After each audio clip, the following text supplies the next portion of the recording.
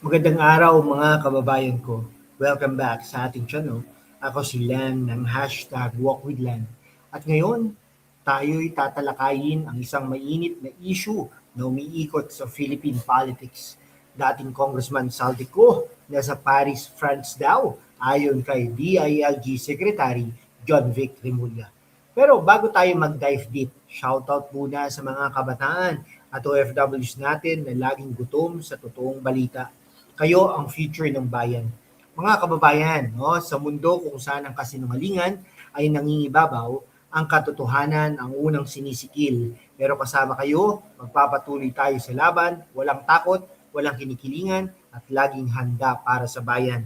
Sumali na sa aking YouTube channel membership sa hashtag WalkWithLan at tulungan natin ang channel na maabot ang 100,000 subscribers. Ang inyong suporta, ang susi sa kalayaan natin para ipagpatuloy ang pagbabalita ng katotohanan. Salamat at kita-kits sa laban. Una, sino ba si Congressman Saldico? Saldi Salcedo ko, isang successful businessman mula Bicol, founder ng SunWest Group of Companies, chairman ng Nisibis Bay Resort, isang world-class destination. Mula contractor, naging representative ng Ako Bicol Party List, naging House Appropriations Committee chairperson pa.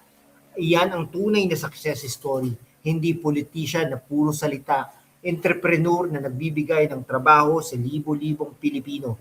Sa kanyang panahon, maraming infrastructure projects sa Bicol, roads, bridges, flood controls. Oo, may mga allegation, pero hanggang ngayon, maraming questions sa ebidensya. Bakit biglang fugitive? Parang selective justice. Kung successful ka at mayaman, automatic target. Parang rich, guilt is equal to guilty, policy, classic. Habang iniisip nyo yan, mga OFWs, kung bibili kayo ng magandang riding gear para safe sa motor pag-uwi, check nyo ang trending motorcycle helmet sa Shopee. Ay, durable at affordable yan mga kaibigan. Ayon kay Secretary John Vic Remulla, nasa Paris daw si Saldico sa isang 200 million euros luxury home sa Champs-Élysées, 10 bedrooms mansion. Grabe, parang pelikula. Pero wait, si Remulla, DILG Secretary na nagkamali sa timeline ni Ko. Naalala niyo ba nung sinabi niyang Prague arrest, then biglang Paris? Apologize na nga siya sa ibang blunder. Bakit ganito ang credibility? Timeline check. Red notice application, passport issues, asylum rumors, pero walang concrete proof na publicly verified beyond Remulla's word. Is this reliable intel or political chatro? John Vic Remulla from Cavite political clan seems focused on high-profile hands pero maraming unresolved issues sa Pilipinas. Crime, local governance, bakit parang obsessed kay Ko? Distraction ba from bigger problems? Mga kabataan, gamitin ang critical thinking. Huwag basta swallow ang official narrative. Research, cross-check sources. Parang sa TikTok, facts, verify muna. Para sa inyo na mahilig mag-travel o mag-aral abroad, trending, wireless earbuds sa Lazada, noise cancelling, perfect for listening to deep political analysis like this. Sa Loro naman, for stylish travel jackets, look sharp, like a true thinker. Let's get factual. Saldico's businesses created jobs, flood control projects, maraming contractors involved. Bakit siya lang ang target? Political payback ba dahil sa budget oversight niya? Ngayon, inconsistencies sa dates, mga kaibigan, kay Secretary Remulla, locations, one day Czech Republic, next in Paris. Parang where in the world is Saldico? Game show. Secretary Remulla, kung talagang alam nyo ang location, bakit di pa nahuhuli? O baka naman convenient narrative lang para magmukhang effective ang administrasyon. Kayo na nagpapadala ng pera, deserve nyo ang clean governance, hindi drama. Si Ko, self-made man yan. Remulla, part of dynasties. Sino talaga may track record of service? Sa inyong mga homes, try the smart LED lights sa Shopee, energy saving, trending for modern Pinoy homes. Premium polos from Zalora naman, fashion essential yan para professional pa rin kayo kahit remote work. Home fans and power banks, must have for our kababayan and during brownouts or long shifts. Mga kaibigan, malapit na po tayo sa conclusion ha. This seems like harassments against a capable leader. Saldico represents the Filipino dream from business to public service. Remulla's claims need more scrutiny, not blind acceptance. Youth of the Philippines, OFWs worldwide, demand transparency. Support truth tellers, huwag magpa-impress sa mga soundbite. Ngayon, mga kababayan, bago tayo mag-conclude, tara muna sa mas malalim na usapan. Hindi lang ito simpleng sino ang nagsisinungaling. Ito ay tungkol sa pattern ng Philippine politics na nakakaapekto sa inyo mismo, mga kabataan at OFWs. Una, tignan natin ang economic angle. Si Saldico, through SunWest Group at Mississipi Bay, nagbibigay ng direct at indirect jobs sa libo-libong Bicolanos at iba pang reyon. Resorts, construction, tourism, lahat yan ay nagpapasok ng foreign currency.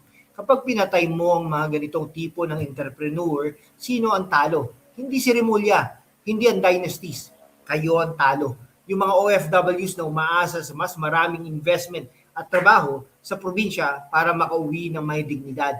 Parang sinasabi nila, kung magaling kang magnegosyo at tumulong sa bayan, automatic kang fugitive. Pero kung magaling kang magchismis at magharas, ikaw pa ang sekretary.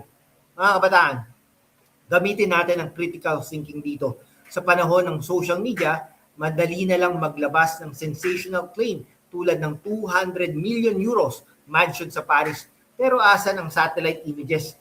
Asa ng verified bank transfers? Asa ng Interpol confirmation na hindi cherry-pick hanggang salita lang ni Secretary John Vic Remulla na mismo ay may history ng controversial statements mula sa Prague hanggang biglang Paris. Parang evolving story na parang teleserye. Alam niyo ba, maraming sources ang nagsasabi na maraming contractors ang involved sa flood control projects. Bakit si Saldico lang ang pinagkukunan ng spotlights? Selective prosecution, political vendetta. Ginagamit ang DILG at media para i-distract ang publiko mula sa totoong problema. Rising crime rates, weak local governance, at yung mga unresolved cases sa iba't ibang probinsya. Kayo na nagtatrabaho sa Europe, Middle East at Asia, alam nyo ang tunay na halaga ng pera. Isang 200 million euros mansion. Kahit mayaman si Ko, ang tanong, legitimate wealth ba mula sa decades of business o galing sa korupsyon? Hanggang ngayon, wala pa ring final conviction. Pero ang presumption of guilt, agad-agad. Saan nanggagaling ang guilty until proven innocent culture? Mga OFW brothers and sisters, kung nasa abroad kayo at laging nagre-relax pagkatapos ng shift, subukan nyo ang trending wireless noise cancelling earbuds sa Lazada. Perfect para pakinggan ang ganitong long-form analysis habang nagluluto o nasa train. Matagal ang battery. Para sa safety nyo, pag uwi sa Pilipinas, check nyo ang heavy-duty motorcycle helmets at riding gloves sa Shopee. Top rated yan. DOT certified at currently trending. Safety muna bago ang lahat. Sa fashion naman, para hindi mukhang OFW lang kundi boss, merong premium casual polo shirts at travel jackets sa Zalora. Breathable, stylish at perfect para sa climate ng Europe o Pilipinas. Home essentials para sa pamilya nyo sa probinsya. Smart LED lights at portable high-speed fans sa Lazada. Energy efficient, super trending ngayon. Makakatipid sa kuryente, lalong importante sa panahon ngayon.